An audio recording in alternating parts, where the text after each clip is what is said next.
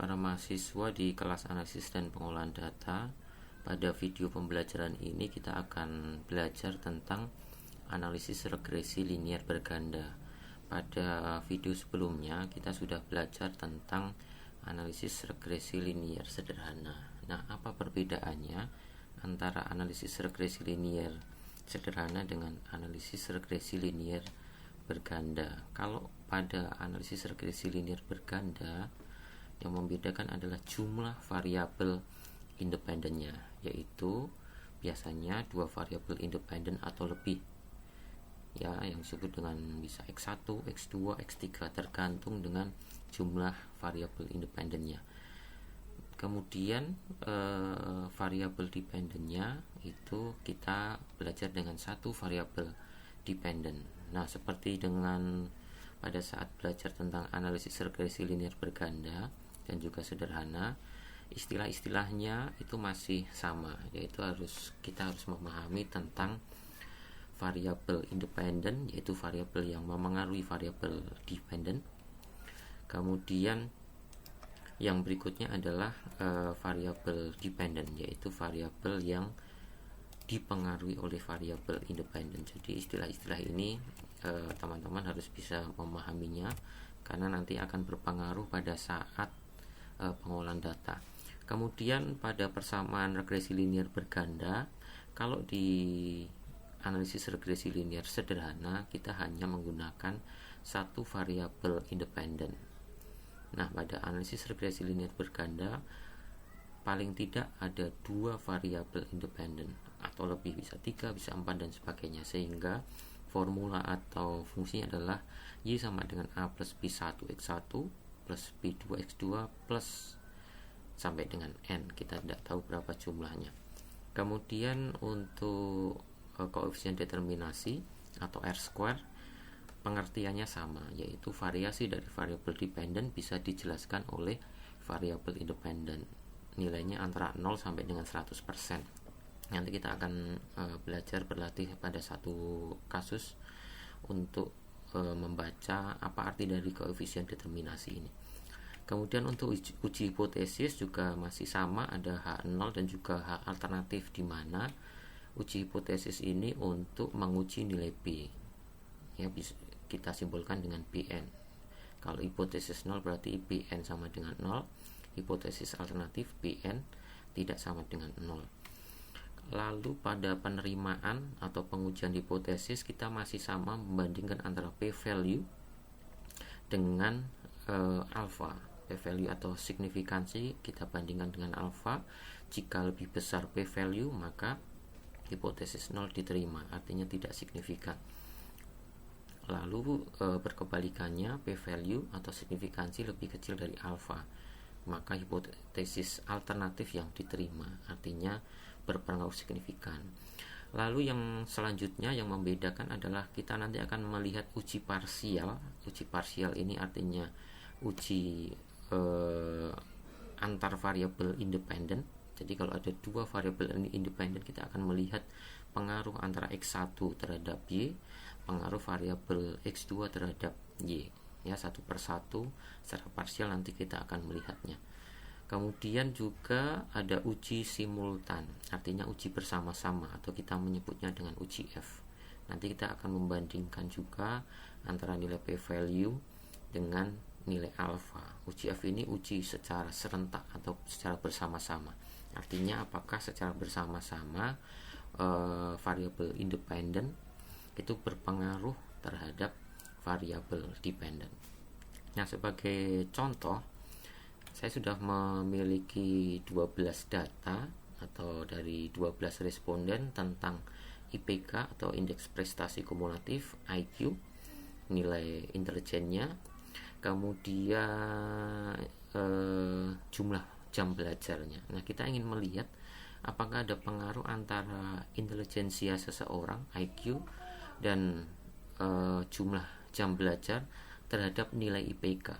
Ya, kalau secara logika, kalau seseorang memiliki IQ yang tinggi, IPK-nya pun juga akan tinggi. Kemudian ketika seseorang memiliki jumlah jam belajar yang banyak, maka nilai IPK-nya pun juga akan tinggi. Nah, kita akan melihatnya bagaimanakah pengaruh antara IQ dan jumlah jam belajar terhadap IPK. Kita masuk ke menu analyze, regresi, kemudian linear. Nah, kita harus memasukkan mana yang menjadi variabel dependent dan mana yang menjadi variabel independent. Tadi kita sudah melihat menganalisis soalnya bahwa yang menjadi variabel dependent adalah indeks prestasi kumulatif atau IPK. IPK dipengaruhi oleh jumlah jam belajar dan nilai intelijensia atau IQ. Kemudian kita langsung okekan dulu. Nah, kemudian akan muncul outputnya. Nah, dari output ini pada prinsipnya sama dengan cara ketika kita belajar tentang analisis regresi linier sederhana. Ya, pada bagian atas ini variabel-variabel yang dimasukkan, ada dua variabel independen yaitu IQ dan jumlah jam belajar. Dependent variabelnya adalah indeks prestasi kumulatif. Kemudian pada model summary kita bisa melihat nilai R, nilai korelasi, dan juga nilai R square. Nah, ini satu catatan untuk Anda ketika kita mempelajari analisis regresi linier berganda, maka yang kita gunakan adalah adjusted R square. Yang perlu kita lihat adalah nilai adjusted R square. Ya, nilai adjusted R square-nya adalah 86,4, atau kalau kita buat persentasenya 86,4%. Jadi variasi dari variabel indeks prestasi kumulatif sebagai variabel dependent itu bisa dijelaskan sebesar 86,4% variabel IQ dan jumlah jam belajar, sehingga sisanya berarti 100% dikurangi 86,4, kita bisa mendapatkan hasil 13,6% dipengaruhi oleh variabel lain. Jadi indeks prestasi kumulatif ini bisa dijelaskan oleh variabel lain selain jumlah jam belajar dan nilai intelijensia atau IQ sebesar 13,6%. Itu bagaimana cara membaca adjusted R square. Kemudian pada tabel ANOVA ini adalah yang tadi kita membuat hipotesis simultan atau serentak. Nah, apakah pengaruh kedua variabel independen yaitu jumlah jam belajar dan intelijensia itu secara bersama-sama berpengaruh terhadap dependent variable yaitu IPK. Nah, kita perlu melihat nilai signifikansinya. Kita bandingkan dengan alfa, bisa 1%, 5%, atau 10% tergantung pada soal nanti. Misal kita gunakan alfa 5%, berarti signifikansi lebih kecil dari alfa, sehingga secara serentak, secara bersama-sama variabel independent IQ dan jumlah jam belajar itu berpengaruh secara signifikan. Ya, itu bagaimana cara membacanya.